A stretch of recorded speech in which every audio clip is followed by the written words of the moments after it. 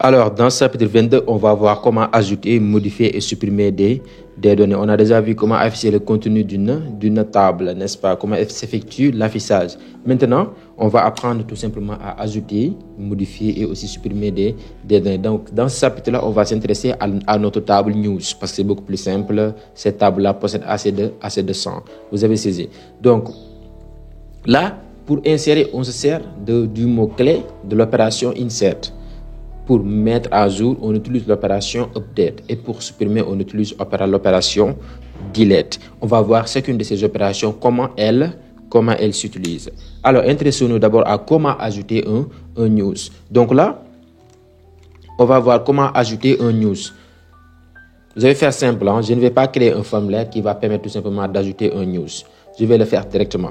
Et après, au niveau du TP, vous allez voir comment s'effectue l'enregistrement à partir d'un formulaire. Et c'est très facile, comme vous allez le voir. Donc là, ça, je ne vais pas changer. C'est la connexion à la base de données. D'accord? Là, je vais conserver ça en changeant juste sur la requête.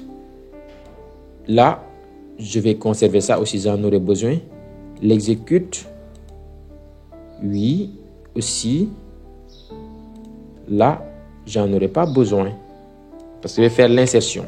Je ne récupère pas. Donc là, je vais changer ce contenu-là, le contenu de la variable SQL query qui contient la requête. Donc là, à la place, je vais mettre insert. Vous voyez? Donc comme je l'ai dit, elle a l'habitude d'utiliser les majuscules, le majuscule pour les mots-clés, les mots qui appartiennent à PHP. Donc insert into. Donc on met insert into, on insère dans. Après là, on mentionne la table dans laquelle on veut insérer news. La table news, je pense bien que c'est la table news, n'est-ce pas? Insert into news. Et là, après, on mentionne les champs, n'est-ce pas? News contient tout simplement le titre et le contenu. Donc là, inutile de mentionner le champ ID parce que l'ID se sert automatiquement. Après, je mets values. Value, c'est-à-dire la valeur de ces champs-là, entre parenthèses. Là, je vais utiliser les variables int, titre, contenu, comme ça. Maintenant, je vais renseigner ces variables-là au niveau de la fonction execute. Vous avez saisi. Donc là, je vais mettre ici titre. Là, qu'est-ce que je vais mettre comme titre? Par exemple, la décision du PM.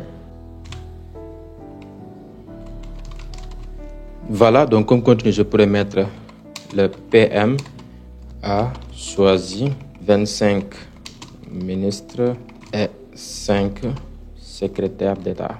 Voilà. Et c'est tout. Après l'exécution, je pourrais par exemple mettre echo quelque part. Oui, succès comme ça. Pour faire simple.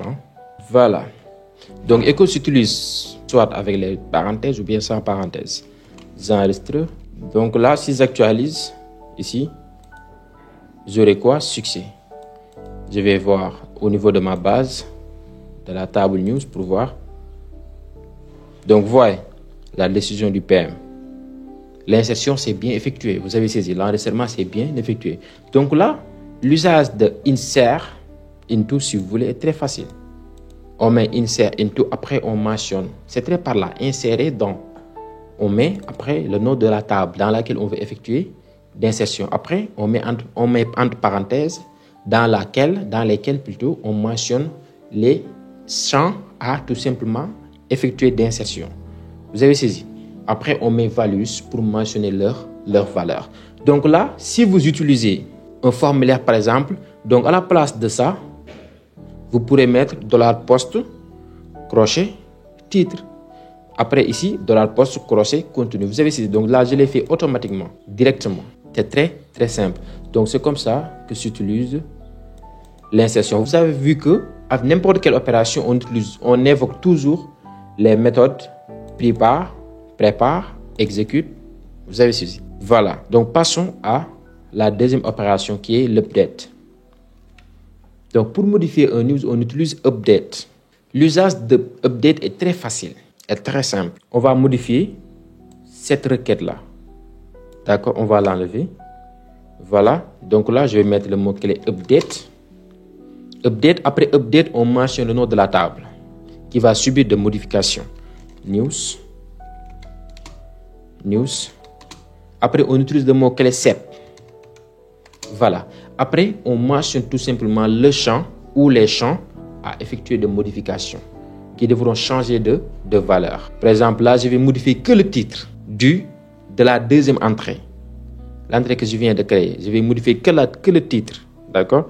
Dans ce cas, je vais mettre titre égale 2 points titre. Moi, j'aime utiliser les variables. Après, je mets la clause where. C'est évident. On va mettre la clause where parce que là, on modifie une entrée précise. Where ID égale 2 points ID.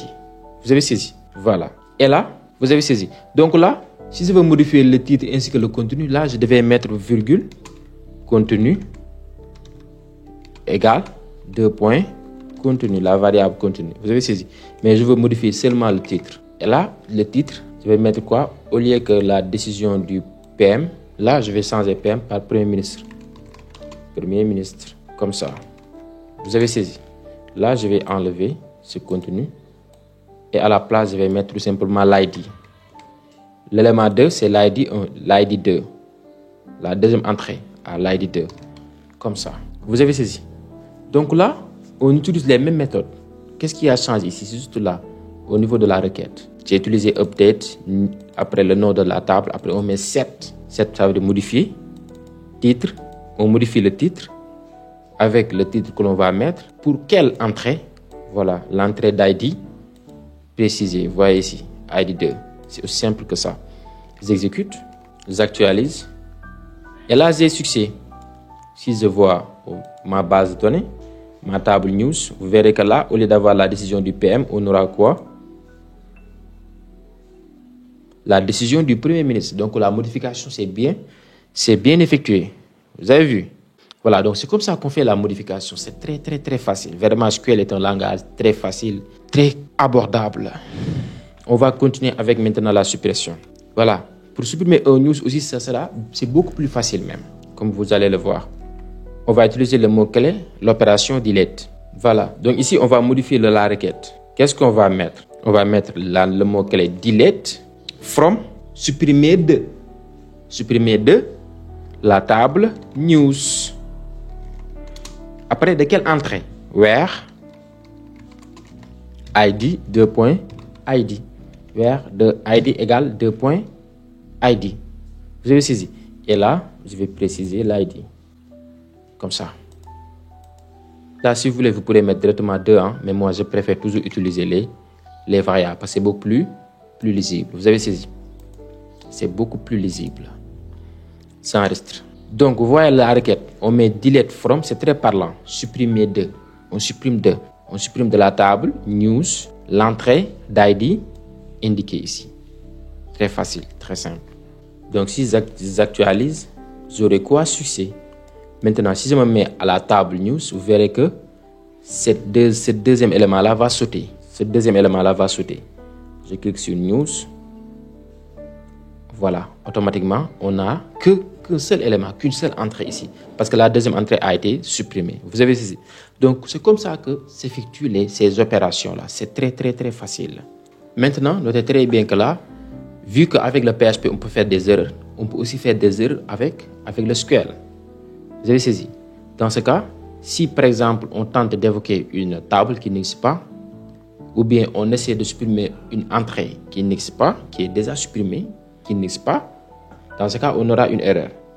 Il faut tout simplement essayer d'afficher cette erreur-là, de planter en fait le programme. Pour faire ça, c'est très simple. Pour afficher l'erreur, c'est très simple.